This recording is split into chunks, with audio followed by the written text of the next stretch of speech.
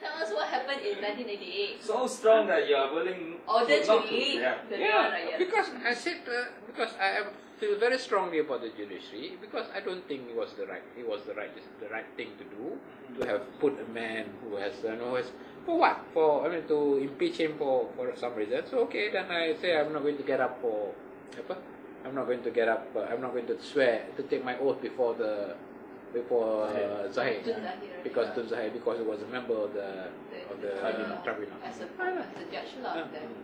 I did my part. But so he was sitting in the tribunal, and then later on he became the No, he the was speaker, already right? he was already the speaker. He was As already well. He was a speaker. But then because of his rank as a judge, as a high court judge, he could sit. He was qualified to sit in the tribunal. So But also that is a bit unusual to have That was- high court that- judge being put in. that I didn't like that, because as speaker of the speaker should have been above it. So that morning you did went to the Dewan Rakyat, right? And then you was inside the chamber. And then what did you do? I didn't get up. You did it when Call your my name was name. called. No, I didn't call. Okay, you didn't get up, and then Then they asked me to go home. Leave lah. Okay lah. And then Protest me. A few weeks after you finally 15 days Later after the elections, by-election. after the election. By-election. Oh, right. The Okay, Pariraja fine. So by-election. you stepped down and then you No, after the by-elections, there were two by-elections. One was mine, then there was the Pariraja by-election. Right. So after the by-elections, Pariraja by-elections, then I came back to be sworn in. So you was the only one who did that. Yeah, I do crazy things. When was that? 1988. 88, yeah. What has changed since then? I mean, the judiciary has in fact gone worse. Yeah, I think simply because I think they didn't realize that things have changed. My theory about why the judiciary has not changed is because they thought that they thought that things have not changed. And they are like an ostrich. It's like an ostrich in the hole. They're hiding the head in the hole. They think that things haven't changed, so they hide again. And you think that because you cannot see, people cannot see you.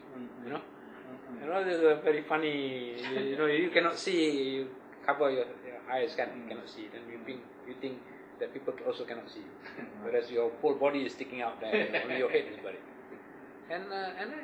But I'm glad that the appointments have been made, although they were delayed. I'm happy that Siti Norma was made chief judge. I'm happy that the late Datuk Malik was made court of appeal, and then now you have the new appointments, also of very experienced judges, and it will be, but the time that It will take another generation. to repair this.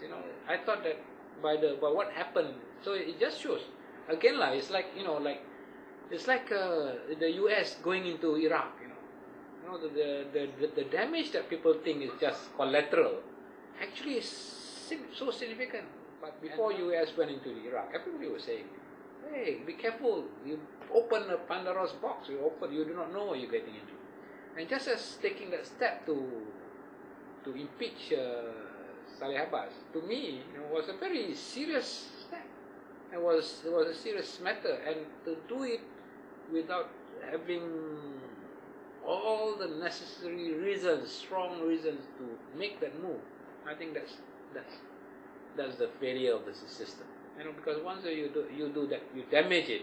It's not going to be easy. It's not going to be easy to get it back in time. And you're still living with that. And they think, and I believe that they would think.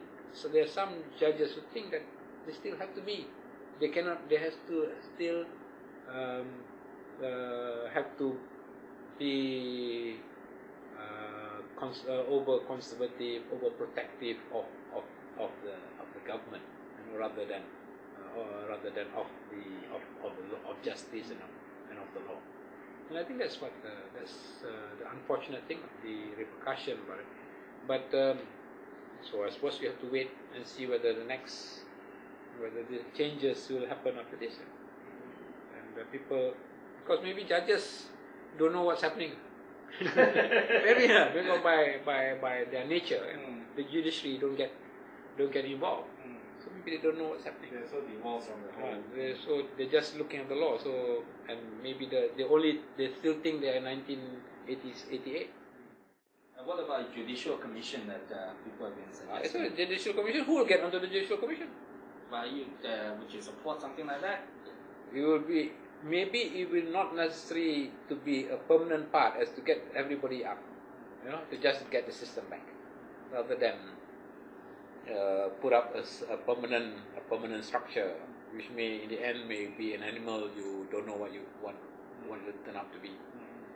I think it is really, more a problem of culture and the personalities that have emerged during that culture, which caused the judiciary to be held in, to be in this position where it is Such disrepute. with some disrepute and some controversial.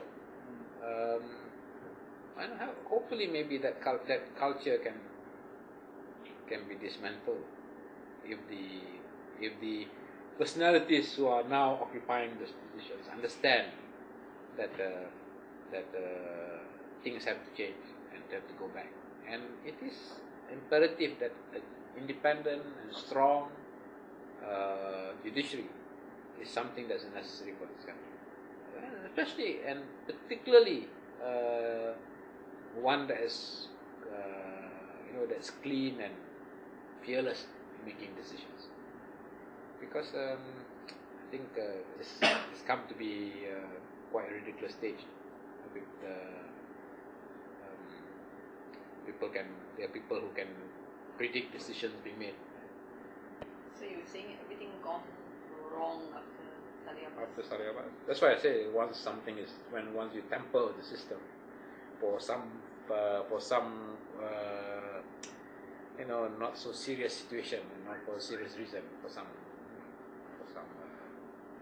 frivolous reason, then repairing it may take a long time for it to happen. And I think you're already seeing 20 years.